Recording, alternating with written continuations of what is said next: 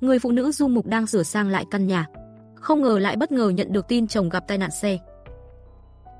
Sau khi nghe tin này, cô lập tức suy sụp hoàn toàn. Trước mắt Gila tối sầm lại, cô cảm thấy cả thế giới như sụp đổ.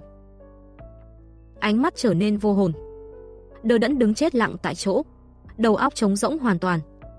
Phải một lúc khá lâu, cô mới dần hoàn hồn. Đôi môi run rẩy, nước mắt tuôn trào như vỡ đê. Cơ thể cũng không ngừng run lên. Sao có thể như vậy? Sao lại có thể như vậy? Cô lẩm bẩm nói. Trong giọng nói tràn ngập tuyệt vọng và bất lực. Ngay sau đó Gila như phát điên lao ra ngoài cửa, hoàn toàn không để ý mình vẫn mặc bộ quần áo lao động bẩn thỉu. Cũng chẳng quan tâm con đường dưới chân gập ghềnh ra sao. Cô chỉ muốn nhanh chóng đến bên chồng, xem rốt cuộc anh ấy thế nào rồi.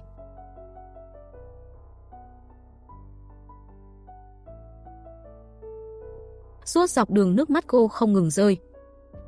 Nỗi sợ hãi và lo lắng trong lòng ngày càng lớn. Có lẽ vì trong lòng quá đỗi hoảng sợ. Chẳng bao lâu sau, cô đã gục ngã xuống đất, ôm đầu khóc nức nở. Em chồng vội vàng chạy theo, nắm tay cô an ủi, đồng thời mang giày đến cho Gila. Không lâu sau, hai đứa trẻ cũng lần lượt chạy tới. Thấy mẹ đau lòng đến vậy, chúng cũng ngồi xổm xuống đất khóc nức nở. Thế nhưng lúc này trong lòng Gila đã bị nỗi đau lấp đầy, hoàn toàn không còn tâm trí để ý đến các con. Cô đứng dậy, chân trần bước về phía trước.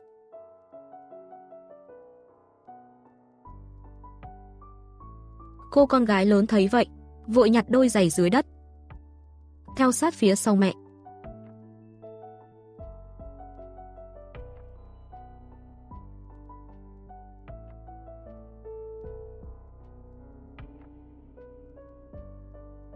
Gila cứ thế đi chân trần, cố gắng bước về phía trước. Như thể chỉ có như vậy mới có thể phần nào xoa dịu nỗi đau trong lòng. Bước chân cô loạng choạng, mỗi bước đi như dẫm lên lưỡi dao. Nhưng cô hoàn toàn không màng đến, trong lòng chỉ có một ý nghĩ, đó là nhanh chóng gặp được chồng. Cô con gái lớn bám sát phía sau, tay cầm đôi giày của mẹ, trong mắt tràn đầy lo lắng và xót xa, vừa khóc vừa gọi mẹ, mong mẹ có thể dừng lại, mang giày vào chân. Nhưng Gila dường như không nghe thấy gì cả. Em chồng cũng lo lắng chạy theo bên cạnh, không ngừng khuyên Gila phải bình tĩnh. Nhưng lúc này Gila sao có thể bình tĩnh được? Thế giới của cô đã hoàn toàn đảo lộn, mọi lý trí đều bị nỗi đau nhấn chìm.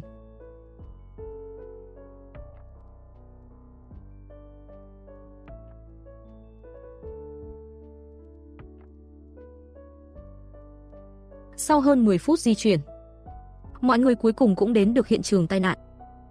Gila liếc mắt đã nhìn thấy chiếc xe tải lăn xuống sườn núi. Khoảnh khắc ấy cô cảm giác tim mình như ngừng đập. Cô bất chấp bùn lầy dưới chân, điên cuồng lao về phía chiếc xe tải.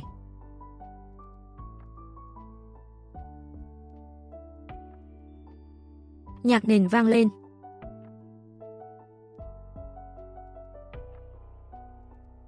Lúc này chiếc xe tải đã bị biến dạng nghiêm trọng. Cánh cửa xe bị phá hỏng, như đang kể lại mức độ thảm khốc của vụ tai nạn. Gila chui xuống dưới xe tải, dốc hết toàn bộ sức lực, muốn kéo bật cánh cửa xe đã biến dạng.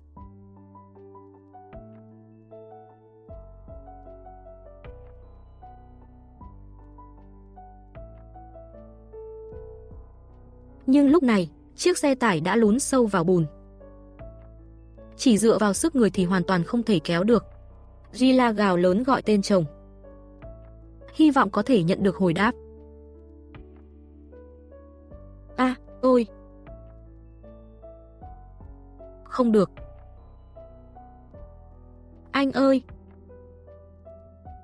Giọng của Gila đã hoàn toàn khàn đặc, mang theo nỗi đau đớn và tuyệt vọng vô hạn.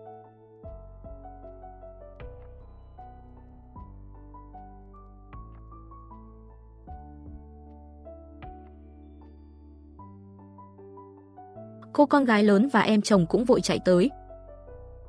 Nhìn Gila hành động điên cuồng như vậy, ai nấy đều xót xa vô cùng. Em chồng vội tiến lên kéo Gila đứng dậy. Nhưng Gila hoàn toàn không để ý, ánh mắt cô dán chặt vào chiếc xe tải. Hai tay vẫn không ngừng kéo giật cánh cửa xe.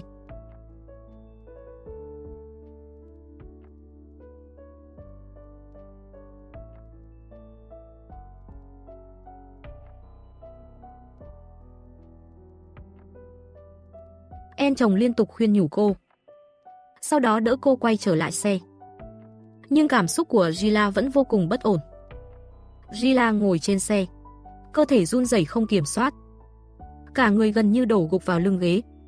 Như thể cả thế giới của cô đã hoàn toàn sụp đổ. Em chồng vừa lau nước mắt, vừa lo lắng gọi điện liên hệ lực lượng cứu hộ. Giọng nói tràn đầy lo âu và bất an. Thời gian từng giây từng phút trôi qua, mỗi giây đối với họ đều là sự dày vò.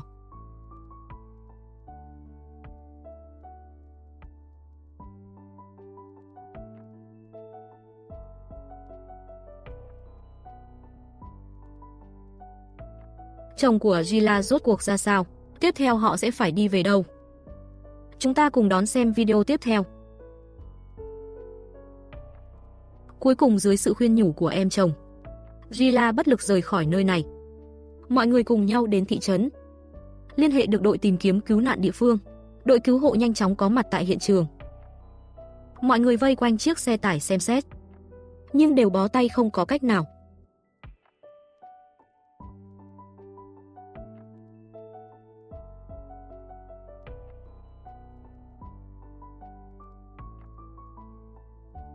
Vì tai nạn xảy ra trên con đường mòn treo leo.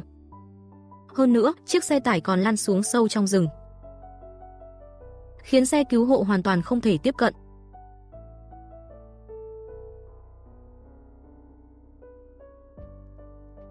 Thời gian từng giây từng phút trôi qua, mỗi giây đối với Gila đều là sự dày vò. Cô không ngừng cầu nguyện trong lòng, mong chồng có thể bình an vô sự.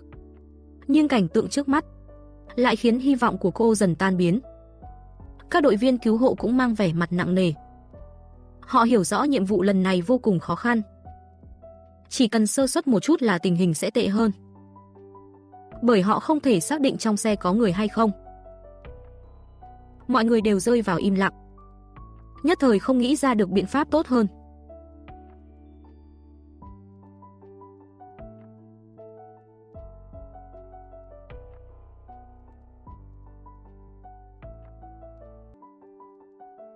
Lúc này đội trưởng cứu hộ đề nghị trước tiên dọn dẹp cây cối xung quanh, mở ra một lối đi, sau đó mới tính tiếp.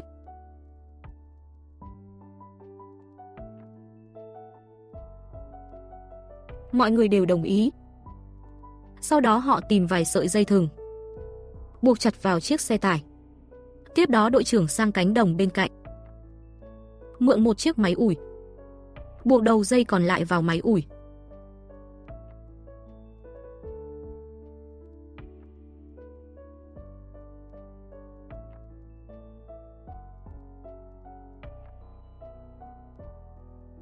Anh ta tăng ga, từ từ kéo chiếc xe tải gặp nạn lên. Khi chiếc xe lật trở lại, mọi người mới phát hiện buồng lái đã bị đè nát không còn hình dạng. Nếu tài xế còn ở bên trong, thì khả năng sống sót gần như bằng không.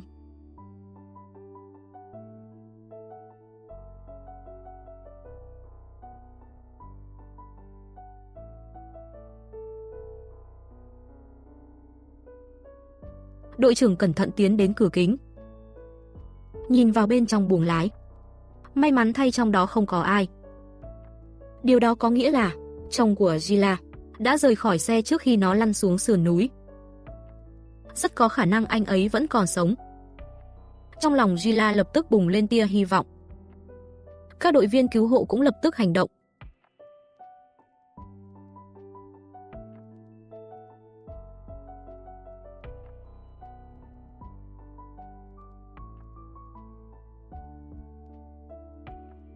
Mọi người men theo dấu vết xe lăn xuống để tìm kiếm. Nhưng khu rừng này rất rộng, đầy rẫy bụi gai, việc di chuyển vô cùng khó khăn. Mọi người tìm kiếm suốt cả buổi chiều, vẫn không phát hiện tung tích của Amir. Mắt thấy trời sắp tối, đội trưởng đề nghị trước tiên chuyển chiếc xe gặp nạn đi. Mọi người đều đồng ý. Họ cùng nhau buộc xe tải vào phía sau máy ủi, rồi từ từ kéo về hướng đường lớn.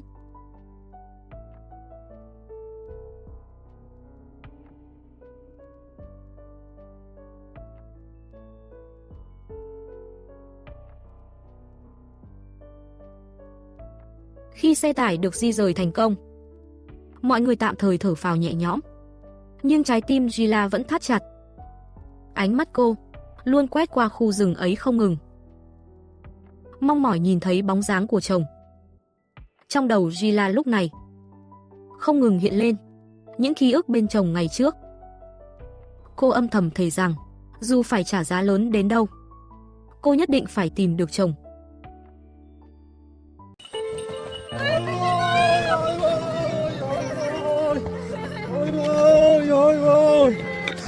Một người phụ nữ du mục cõng con băng qua sông, không ngờ lại trượt chân rơi xuống nước. May mắn là người chồng kịp thời phát hiện, cứu được đứa trẻ trong chiếc giỏ tre.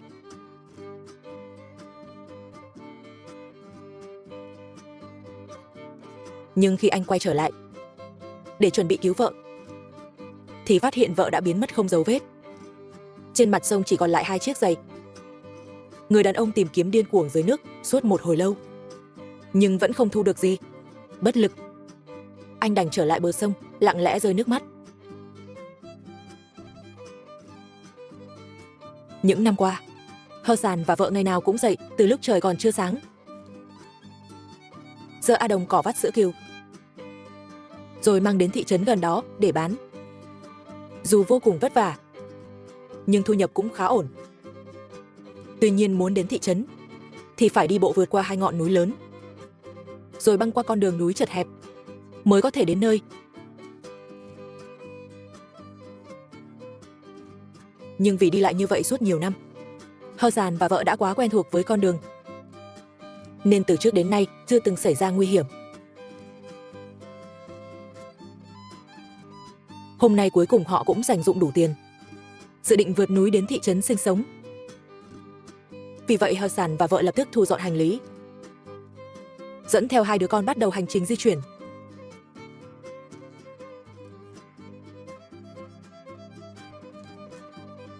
Ban đầu họ đi qua những vùng đồng bằng. Dù mặt đất gồ ghề, nhưng cậu con trai út lần đầu đi xa lại cảm thấy vô cùng mới lạ, hiếu kỳ nhìn ngó khắp nơi.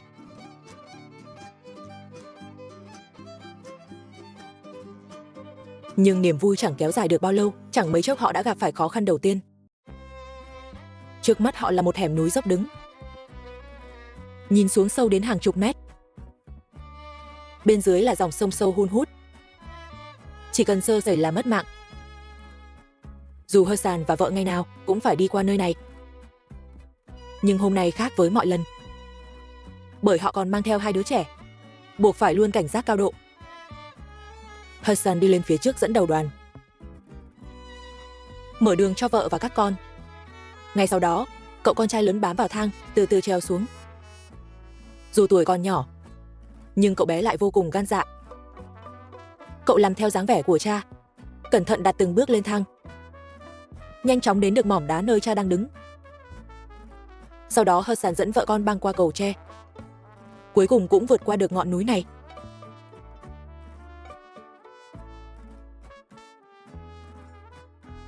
Chẳng bao lâu sau, họ đã tiến vào bên trong hẻm núi. Con đường ở đây bằng phẳng hơn nhiều. Nhưng đây mới chỉ là sự khởi đầu.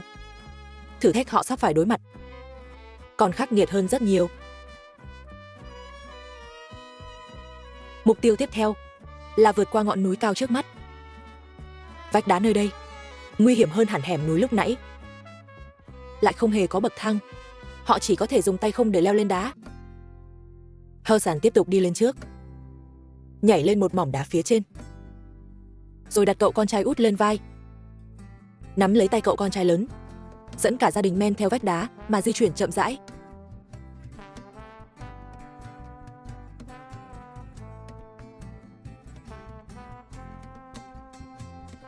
Cuối cùng, Anh đặt chiếc thang đã chuẩn bị sẵn xuống phía dưới.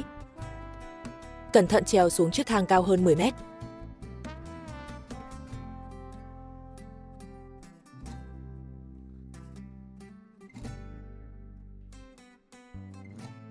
Thế nhưng để đến được chân núi, họ vẫn còn phải vượt qua thử thách cuối cùng. Hassan buộc sợi dây thường mang theo vào thân cây lớn giữa sườn núi, rồi dựa vào sức kéo của sợi dây để men theo vách đá.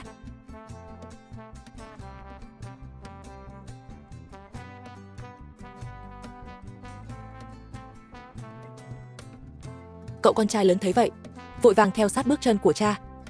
Dù mới chỉ 6 tuổi, nhưng cậu bé lại vô cùng hiểu chuyện. Cậu nắm chặt sợi dây, theo sát phía sau cha từng bước một.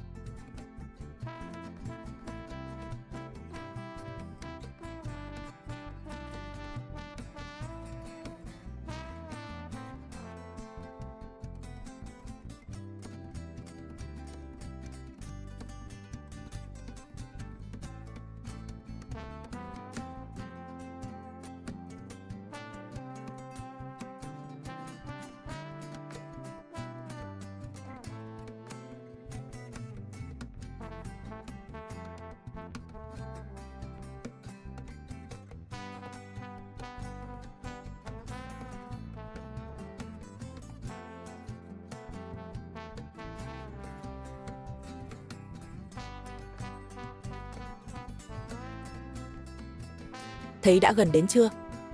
Việc leo trèo vừa rồi đã tiêu hao rất nhiều thể lực. Vì vậy Hassan quyết định nghỉ ngơi một lát.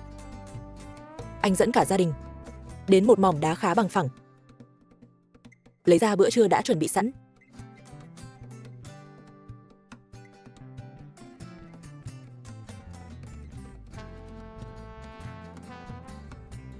Ăn uống xong, cả gia đình tiếp tục lên đường.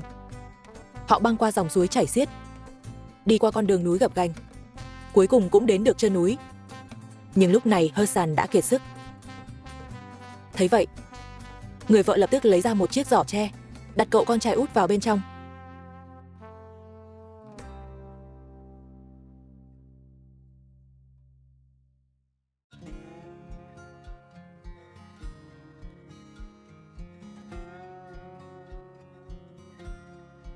Rồi cõng lên vai mình, giúp chồng giảm bớt gánh nặng.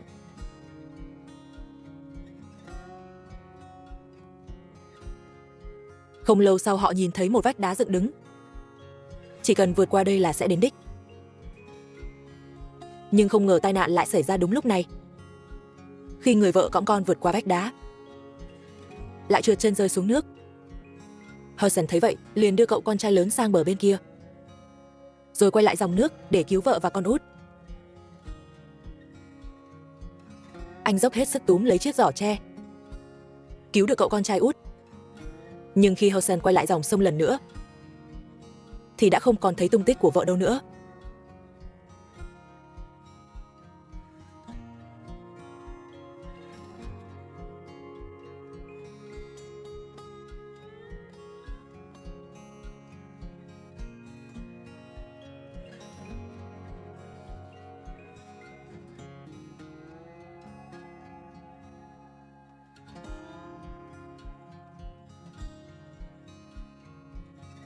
Cậu con trai lớn thấy vậy liền òa khóc nức nở, muốn lao xuống nước tìm mẹ, nhưng bị cha ngăn lại.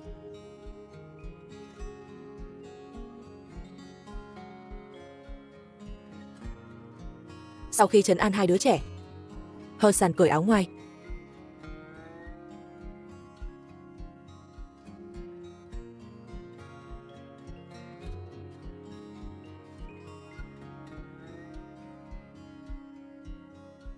rồi quay lại nơi vợ rơi xuống nước. Sau đó quay người nhảy xuống sông. Nhưng lúc này, vợ anh đã bị dòng nước cuốn đi từ lâu. Hassan tìm kiếm rất lâu vẫn không thấy vợ. Đúng lúc đó, anh nhìn thấy một người đánh cá ở bờ đối diện. Hassan vội vàng kể lại sự việc cho đối phương, hy vọng ông ta có thể giúp mình tìm vợ. Người đánh cá nghe xong, không nói lời nào liền nhảy xuống nước. Ông lặn xuống đáy sông tìm kiếm cẩn thận, nhưng cuối cùng vẫn tay trắng.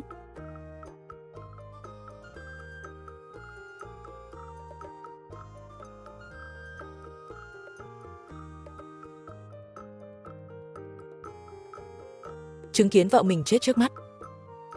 Hassan bật khóc trong đau đớn. Anh không thể chấp nhận sự thật tàn khốc này. Trong lòng tràn ngập đau buồn và hối hận. Sáng sớm ngày hôm sau, Hassan lập tức gọi bạn bè ra bờ sông tìm kiếm vợ.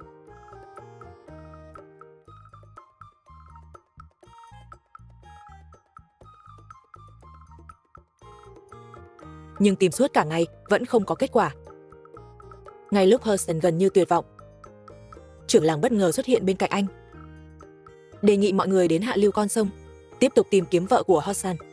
Nghe vậy Hassan như vớ được cọng rơm cứu mạng, lập tức thu dọn hành lý, nóng lòng chuẩn bị xuất phát, tiến về các ngôi làng gần hạ lưu để tìm vợ.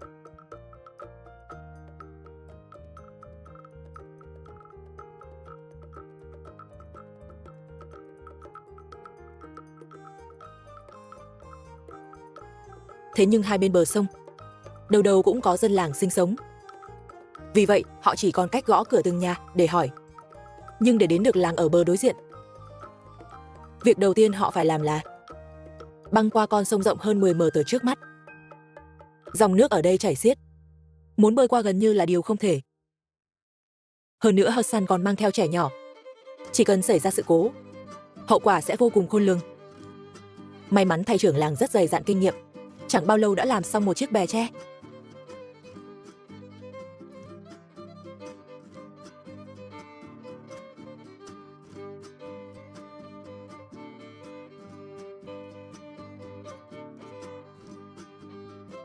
Sau đó nhờ dân làng bên kia bờ buộc chặt dây thừng giúp họ. Mọi người cùng lên bè tre, nắm chặt sợi dây, cẩn thận kéo bè tiến về phía trước.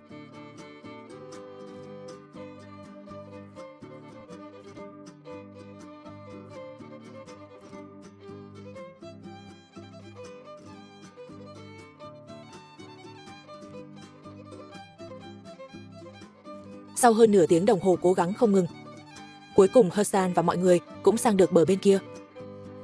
Nhưng trưởng làng quan sát một lúc, rồi đưa ra phán đoán vợ của Hassan có lẽ không bị nước cuốn đến đây. Vì dòng nước ở đây quá xiết, người rơi xuống nước gần như không thể trôi dạt vào bờ. Sau đó họ trèo lên con đường núi gập ghềnh, đến trước cửa nhà Lý Hổ. Sau một hồi trò chuyện ngắn, trưởng làng mượn được một chiếc xe từ người dân ở đây. Mọi người ngồi lên xe chạy thẳng về phía hạ lưu. Người dân địa phương khuyên họ nên đến bệnh viện dưới thị trấn thử vận may, bởi những người được cứu sau khi rơi xuống nước đều sẽ được đưa đến đó. Nếu vợ của Hassan vẫn còn sống thì rất có khả năng lúc này đang ở bệnh viện.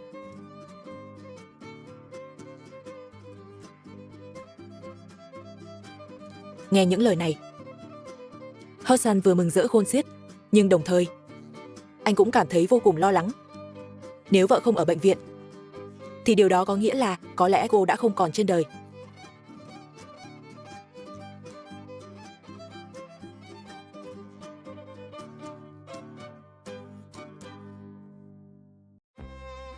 Đúng lúc này, trời bỗng đổ mưa lớn.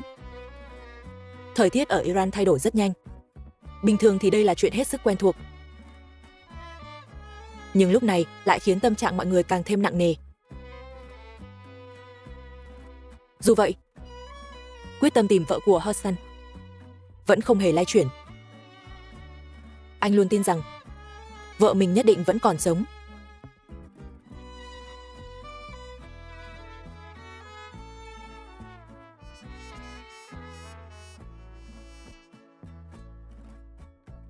Sau nhiều giờ bôn ba đường dài, cuối cùng mọi người cũng đến được cổng bệnh viện. Hassan mang theo tâm trạng hồi hộp, từng bước tiến vào bên trong.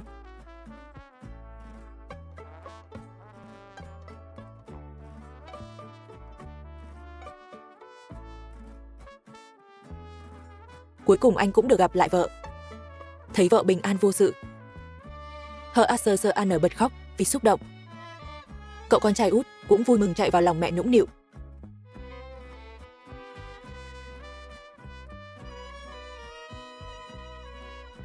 Sau đó mọi người lại lên đường trở về nhà.